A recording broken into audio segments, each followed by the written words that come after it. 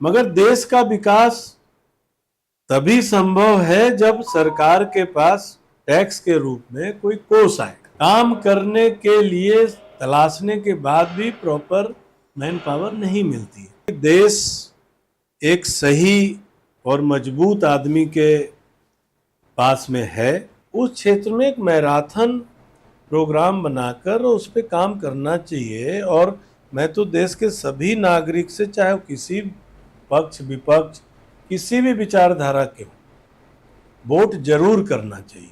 नमस्कार, मैं हूं नीरज कुमार और आज हम आए हुए हैं पलवल के भीकू नगला गांव में और यहां पर हम बात करेंगे पलवल के आईफॉर्म के अध्यक्ष धर्मेंद्र केडिया साहब से। हम जानने की कोशिश करेंगे जिस प्रकार से लोकसभा चुनाव चल रहा है और लोकसभा चुनाव में किसकी होगी जीत किसकी होगी हार, इसे लेकर हमने थीम बना के अलग अलग क्षेत्र के लोगों से बातचीत कर आपको बताते हैं कि कौन किस पर भारी पड़ने वाला है। हमने आम लोगों से सर्वे करके देखा है, हमने खास लोगों से भी सर्वे करके देखा है, हमने पॉलिटिशियनों से भी सर्वे करके देखा है और आज हम आए हुए हैं इंडस्ट्री के लोगों से जानने के लिए कि उद्योग में क्या चल रहा है। आईफॉर्म जो मैंने आपको बताया उसका फुल फॉर्म आप समझ लीजिए, all India form of MSME के पलवल के ये अध्यक्ष हैं। केडिया साहब, बहुत बहुत स्वागत है आपका।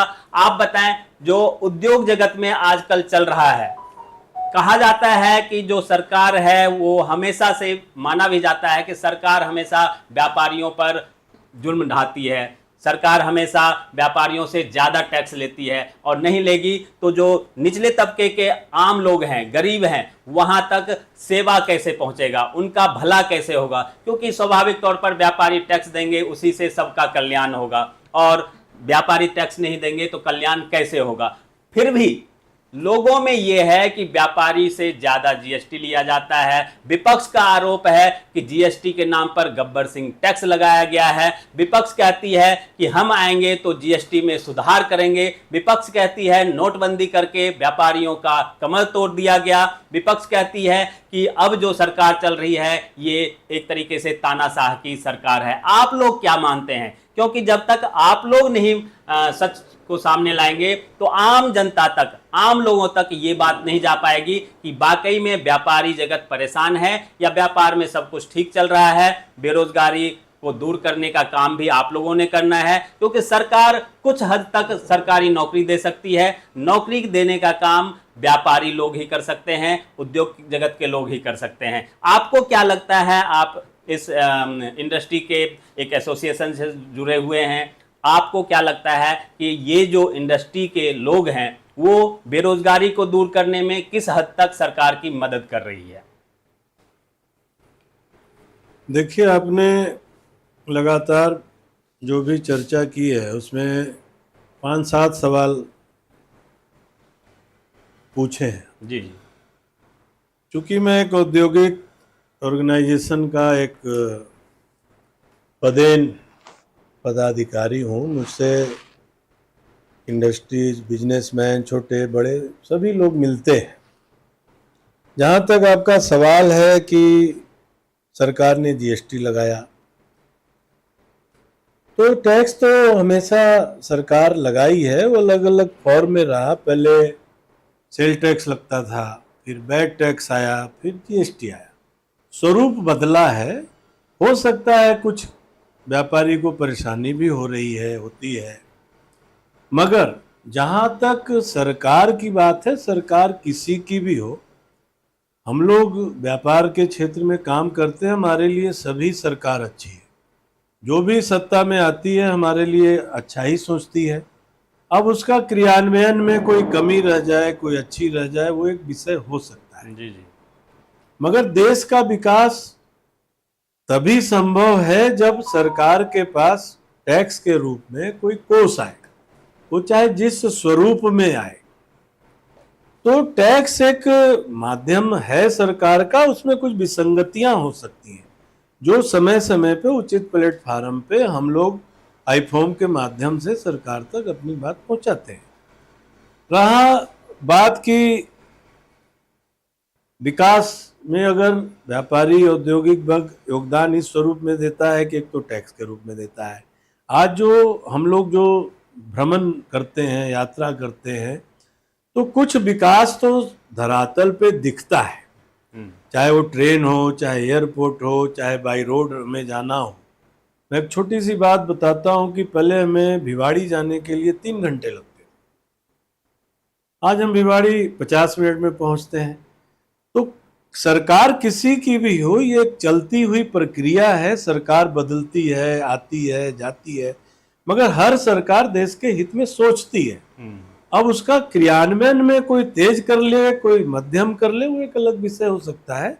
एज ए बिजनेस के क्षेत्र में कार्य करने के नाते हम लोग किसी भी सरकार की आलोचना और समालोचना में विश्वास नहीं रखते हैं।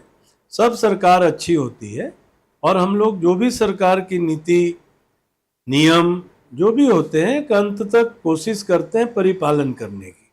हम लोग को भी बहुत सारी दिक्कत आती है औद्योगिक क्षेत्र में, उद्योग को चलाने के लिए, रोजगार देने के क्षेत्र में तमाम प्रक्रियाओं का पालन करना पड़ता है, जो करना भी चाहिए देश के नागरिक के नाते, करते भी हैं। मगर कुछ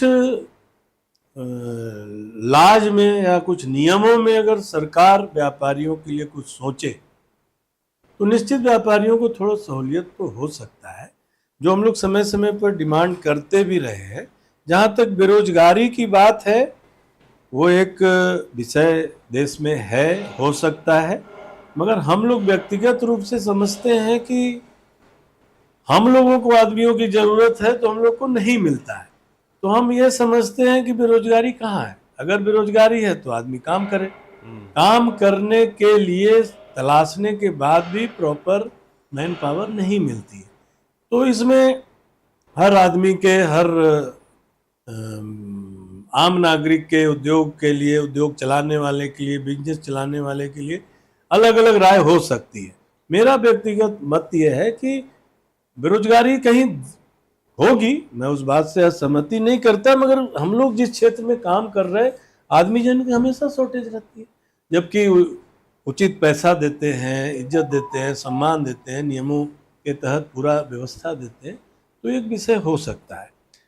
बाकी आपका और कोई विषय हो तो आप बिल्कुल। एक जो सवाल है कि चलिए टैक्स तो दिया जा रहा है, टैक्स कलेक्शन भी काफ़ी मात्रा में बढ़ के सरकार के पास जा रहा है, क्या उस टैक्स का सही जगह पे इस्तेमाल होता है? जैसे कि प्रधानमंत्री जी कहते हैं कि पहले भी लोग टैक्स देते थे लेकिन उसका इस्तेमाल कहाँ होता था, ये सोचने वाला मुद्दा था। आज व्यापारी टैक्स इसलिए भी खुशी हो के देते हैं कि उनका पैसा सही जगह पर जा रहा है या गलत जगह पर जा रहा है। आप लोग क्या मानते हैं, जो टैक्स का पैसा जा रहा है उसका इस्तेमाल सही जगह पे किया जा रहा है इंफ्रास्ट्रक्चर डेवलपमेंट में? जैसे कि आपने कहा कि रोड का दशा सुधरा है। मैं भी अभी सर्वे के लिए गया हुआ था, तो यहाँ से 10 घंटे में हम बिहार के बॉर्डर के इन कर गए थे, जबकि पहले हम लोगों को जाने में 15-16 घंटा लग जाता था अगर पहले की सड़कों की बात करें। अभी पूरा यूपी बिहार भी सड़क घूम के हम आए, वहाँ की भी सड़कें काफ़ी हद तक अच्छी सुधार के तहत दिख रहा था मुझे। अब दूसरा सवाल उठता है कि क्या सिर्फ सड़क बन जाने से डेवलपमेंट हो जाएगा? क्या सिर्फ सड़क बन जाने से विकास हो जाएगा? अगर सड़क की ही बात है तो नितिन गडकरी साहब का मंत्रालय बनता है, तो उन्हें ही क्यों नहीं प्रधानमंत्री बना दिया जाए? क्योंकि अगर विकास की बात दिखता हो तो सिर्फ सड़क में ही दिखता है, रोड एंड इंडस्ट्री जो है उसमें दिखता है। बाकी जो मंत्री हैं, बाकी जो एमपीज हैं, वो सबके सब मोदी जी के नाम पे ही जीतते रहेंगे, या उनका भी दायित्व बनता है कि फरीदाबाद से कृष्ण पाल जी हैं, वो अपने नाम पे वोट मांग के क्या वो जीत पाएंगे? यहाँ के जो उनके सामने महेंद्र प्रताप जी खड़े हुए हैं उनके नाम पे, और अगर दोनों आमने सामने हो जाए, मोदी जी को हटा दिया जाए और राहुल गांधी को हटा दिया जाए, तो आपको नहीं लगता है कि यहाँ पे मैन टू मैन फाइट में काफ़ी टफ होने वाला है? देखिए, राजनीतिक विषयों पर जिस संस्था का मैं पदेन पदाधिकारी हूं, मैं कोई टिप्पणी नहीं करूंगा। जहां तक आपका सवाल था कि क्या सड़क बनाने से विकास हो जाता है, और दूसरा था कि टैक्स का इस्तेमाल सही जगहों पे हो रहा है कि नहीं, तो जैसा आपके सवाल में जवाब छिपा हुआ है कि आप सर्वे में रोड पर गए थे, बिहार बॉर्डर या अदर्स बॉर्डर, तो इसका तो तुलनात्मक विवेचना की जा सकती है। हम इस बात से सहमत हैं कि देश एक सही और मजबूत आदमी के पास में है, जो इधर उधर कहीं देखने से महसूस नहीं होता है। जब कुछ ऐसा होगा तो देश की जनता विचार करनी चाहिए और करेगी भी। जहां तक आपने पूछा सड़क बनाने से देश का विकास होता है क्या, तो आप पूरे वर्ल्ड का डाटा अगर कलेक्ट करिएगा तो किसी भी देश का विकास, सड़क का उसमें बहुत बड़ा योगदान है, और उसमें भी अच्छी सड़क का। क्यों कि माल को एक जगह से दूसरे जगह ले जाने ला जाने में जो पैसों की बचत होती है, वो रॉ मटेरियल से प्रोडक्शन तक में इम्पैक्ट डालती है। समय की बचत बहुत बड़ी बचत होती है। हमें जापान की अगर कभी आप अध्ययन करिए, जापान में टाइम के बड़े पंचुअल और मैनेजमेंट के ऊपर रिसर्च करते हैं, इसलिए उनका प्रोडक्शन ज़्यादा आता है।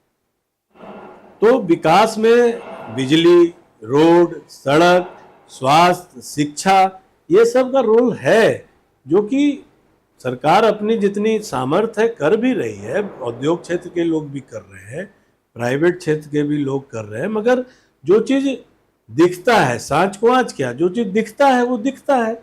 और 5S का एक प्रथम चरण में इसका कोट है कि जो दिखता है वो बिकता है। बिल्कुल बिल्कुल। तो मैं इस बात से सहमत हूं कि देश के विकास में टैक्स अगर सही इस्तेमाल हो रहा है, कोष का सही इस्तेमाल हो रहा है, तो देश की सुरक्षा भी मजबूत होती है, हमारी सेना को सही उपकरण की व्यवस्था होती है, रक्षा क्षेत्र में मजबूती आती है और विकास दिखता है। आज हमारे चारों तरफ की जो भी सीमाएं हैं, हमारी सेना शौर्यपूर्ण उसकी रक्षा कर पा रही है, तो उसमें हमारे जैसे व्यवस्थाओं का जो टैक्स आता है उसका महत्वपूर्ण योगदान है। और देश की रक्षा एक अहम मूल रोल निभाती है किसी भी देश के विकास के लिए। अगर हमारा बॉर्डर सुरक्षित नहीं रहेगा तो हम विकास ही नहीं कर पाएंगे। सुरक्षा एक अहम कारण है जो हमारे देश में हमेशा चिंता का कारण रहा है, और आज थोड़ा ऐसा महसूस होता है देश के जागरूक नागरिक के नाते कि जरूर उसमें परिवर्तन। अगर सुरक्षा है तो लोग इन्वेस्टर आएंगे, क्योंकि हर जगह पहले देखा जाता था कि उत्तर प्रदेश के, पश्चिमी उत्तर प्रदेश में तो लोग इंडस्ट्री लगाने के लिए तैयार थे। पूर्वी उत्तर प्रदेश में लोग डरते थे कि वहाँ सुरक्षा नहीं मिलेगा, अगर वहाँ आप कुछ लगाते हैं तो गुंडा टैक्स एक अलग से देना पड़ेगा, सरकार को तो टैक्स देना ही पड़ता है, एक अलग से भी आपको लाल टोपी टैक्स और नीला टोपी टैक्स या जो भी है वो अलग से एक टैक्स देना पड़ता था। आज उस स्थिति में कहा जा रहा है कि उत्तर प्रदेश को इंडिया का नंबर 1 स्टेट बनाने के लिए योगी आदित्यनाथ ने कहा है कि हम देश के 5 ट्रिलियन के अर्थव्यवस्था को बढ़ाने में 1 ट्रिलियन का हिस्सेदारी उत्तर प्रदेश से देंगे अगले 2-3 सालों में। आप क्या अपने इंडस्ट्री के बारे में, जिस प्रकार से आप इंडस्ट्री से जुड़े हुए काम में हैं, आपको क्या लगता है उत्तर प्रदेश वाकई में नंबर 1 बनने की स्थिति में आने वाला है? देखिए, मेरा कर्म क्षेत्र उत्तर प्रदेश ही है। उत्तर प्रदेश को मैं काफ़ी नज़दीक से जानता हूँ। देखिए, उद्योग या व्यापार एक महत्वपूर्ण पार्ट है किसी भी अर्थव्यवस्था का। संरचना, मूलभूत संरचना का आधार है। ये बात सत्य है कि उत्तर प्रदेश में एक कष्टदायक समय था। ऐसा नहीं कि सरकार ने उस पर प्रयास नहीं किए होंगे या जो भी है, मगर अगर विगत कुछ वर्षों की बात करें, जो आप जिन मुख्यमंत्री जी का नाम ले रहे थे, उसमें निश्चित सुधार महसूस होता है। सरकार सब सुधार के क्षेत्र में काम करती है, कोई बेहतर कर दी, कोई चीज़ कर दी, मगर आज कुल मिला के उत्तर प्रदेश का माहौल अच्छा है, सुरक्षा है। अब वो वातावरण नहीं महसूस होता है जो आज से कुछ वर्षों पहले होता था। उसके कारण कई एक हो सकते हैं, मैं उन विषयों में नहीं जाऊंगा, क्योंकि जो महसूस होता है वही बात कर रहे हैं। हमारे जो वर्तमान मुख्यमंत्री हैं, अगर वो मीडिया में या प्रिंट मीडिया में या देश के अन्य भागों में या विश्व में कोई चर्चा है, तो उसके पीछे जरूर कोई सकारात्मक काम होंगे, कोई सकारात्मक कारक। बिल्कुल। जहाँ एक सवाल आपका था कि क्यों न अगर इंफ्रा में चीज़ हो तो गडकरी जी को ही प्रधानमंत्री बना दिया जाए या कृष्ण पाल जी की। देखिए, ये मेरा विषय नहीं है। ये जो भी देश का जो कॉन्स्टिट्यूशन है उसके आधार पर प्रधानमंत्री चुना जाता है, सांसद चुनते हैं, जो भी करते हैं। मगर जो आप बोले क्यों ना, देखिए क्लास में 100 बच्चे होते हैं, फर्स्ट कोई एक ही बच्चा आता है। ऐसा नहीं कि जो सेकंड आया है वो फर्स्ट से कम ब्रिलियंट है। मगर जो लोकतंत्र और जनतंत्र में जो चीज मान्यताओं पर और सपोर्ट पर निर्भर करती है, तो राजनीतिक तौर पर तो मैं किसी भी सवाल का आपके जवाब देने में असमर्थ हूँ। उद्योग क्षेत्र में जो एज ए नागरिक मैं महसूस करता हूँ, तो गडकरी जी का काम निश्चित अच्छा है, और भी मंत्री हैं जिनके काम अच्छे हैं, और भी सांसद हैं, चाहे वो विपक्ष के हों पक्ष के हों। मगर मोदी जी के नेतृत्व में देश चल रहा है, ऐसा हम लोग समझते हैं। और जनता जिसको भी जनता जनार्दन जिसको भी बना दे, वही देश का मुखिया बनता है। बिल्कुल। तो हमारा इस विषय में राजनीतिक तौर पर कोई कमेंट नहीं है। सभी को, जो भी लोग इस फील्ड में काम कर रहे हैं, सभी अच्छा काम। बिल्कुल। एक और हम आपसे अपील करवाना चाहेंगे कि पहले चरण का जो मतदान हुआ था वो 50% से भी कम हुआ था। दूसरे चरण में 59% के आसपास हुआ था। हालांकि चुनाव आयोग ने बाद में कहा कि 4-5% हमारे सर्वर में एरर था, इसलिए हुआ। और तीसरे चरण में भी यही कुछ 62% का करीब रहा। कल भी आज भी मतदान चल रहा है। आगे मतदान प्रतिशत बढ़े, क्योंकि पिछले 2019 की बात करें, 14 की बात करें तो 72%, 75% तक मतदान हुआ था। इस बार मतदान प्रतिशत घट रहा है। इसकी क्या वजह आप मानते हैं? कुछ लोग गर्मी को वजह मान रहे हैं, तो क्या इसके लिए चुनाव आयोग को कुछ अलग से व्यवस्था करना चाहिए, या आम लोग में ये भावना है कि जो पैसे वाले लोग हैं, जो संभ्रांत लोग हैं, वो इस गर्मी में घर से निकलना नहीं चाहते हैं। सुबह वो 8 बजे सो के उठते हैं, तैयार होते होते 10 बज जाता है, 11 बजे धूप इतनी होती है कि वो मतदान करने नहीं जा पाते हैं। आप क्या अपील करना चाहेंगे ताकि ज़्यादा से ज़्यादा लोगों को मतदान तक पहुँचाया जा सके, मतदान करें, तभी असल में नेतृत्व जो कहते हैं कि सरकार अच्छी होगी, आपके मत से सरकार बनना चाहिए, क्योंकि एक वोट से भी कोई हार जाता है, कोई जीत जाता है। क्या अपील करना चाहेंगे आप? देखिए, मेरा ये बहुत प्रिय विषय रहा है। जब मैं अध्ययन क्षेत्र में अध्ययनरत था, पढ़ाई लिखाई जब मेरी चल रही थी, तो ये मेरा अहम विषय होता है। जहाँ तक चुनाव में जो भी परसेंटेज हम लोग ने मीडिया में देखा है, टीवी पर, जरूर एक नागरिक होने के नाते चिंता का विषय है। मगर मेरा अपना मानना है कि हमारे देश में जो पौराणिक व्यवस्था है मतदान के संबंध में, नियम कानून, उसमें सभी राजनीतिक दलों को, सभी नागरिकों को मिलके एक प्लेटफॉर्म पर आके कोई निश्चय करना पड़ेगा कि बाहर के जैसे बहुत सारे देशों में मतदान कंपलसरी है, कहीं पर है, मगर हमारे यहाँ कभी परसेंटेज बढ़ता है, घटता है।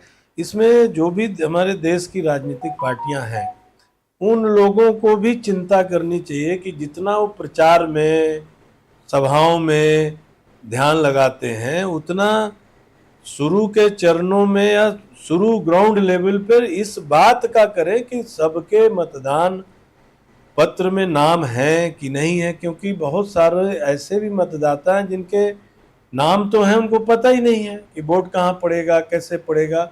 उस क्षेत्र में एक मैराथन प्रोग्राम बनाकर उस पर काम करना चाहिए। और मैं तो देश के सभी नागरिक से, चाहे वो किसी पक्ष विपक्ष, किसी भी विचारधारा के हो, वोट जरूर करना चाहिए। जहाँ तक आपने बताया बिजनेसमैन, इंडस्ट्रियलिस्ट इसमें रह जाते हैं कि जी भीड़ होगी तो गर्मी होगी, ये होगा, एक कारण है, और एक गर्मी भी कारण है। चूँकि ये मूल्यांकन का विषय है, चुनाव आयोग इस पर मूल्यांकन करके जो भी चीज़ निचोड़ निकाल के लाएगा, तो देश के नागरिक को, सभी राजनीतिक पार्टियों को सोचना पड़ेगा। क्योंकि आपका एक मतदान बहुत मायने रखता है, इसमें बहुत सारे उल्टे साधे निर्णय हो जाते हैं। और फिर जब सरकार बन जाती है तो तमाम नागरिक जो वोट नहीं देते हैं या देते हैं, जो देते हैं उन्होंने चुना, जो भी चुना वो ठीक है, जो नहीं देते वो फिर सवाल भी करने के हकदार नहीं होते। इसलिए मेरी अपील पलवल चैप्टर का आईफॉर्म का अध्यक्ष होने के नाते आने वाले दिनों में हमारे क्षेत्र में भी चुनाव है, तो मैं सभी पलवल फरीदाबाद लोकसभा एक ही में आती है, तो मैं सभी मतदाताओं से, सभी नागरिकों से और खासकर जो व्यापार क्षेत्र में है, उद्योग क्षेत्र में है, उनसे अपील करूंगा कि पहले मतदान, फिर जलपान और अपना मतदान सुनिश्चित कर लें। जो भी इंक्वायरी करनी है, एक दिन पहले पर्ची वगैरह संबंधित कार्यकर्ता से, जो भी बीएलओ है, जो भी अधिकारी है, हासिल कर ले और मतदान अवश्य करें। और ये एक उत्सव है, जैसे होली दिवाली हम लोग मनाते हैं, देश का बहुत बड़ा त्यौहार है, इसमें सम्मिलित होंगे और इस त्यौहार का आनंद लें और बहुत सुख शांति से, बहुत व्यवस्था से, और सबको प्रेरित करें, अपने मोहल्ले गांव जो लोग भी जुड़े हुए हैं कि वो जरूर मतदान करें और देश की एक निर्वाचित सरकार, अच्छी सरकार चुने, अच्छी सरकार बनाए, ताकि देश का तरक्की, नागरिक की मतलब नागरिक जो भी हैं उनका विकास और उनके जो भी सपने हैं वो आने वाली सरकार पूर्ण कर सके। बिल्कुल।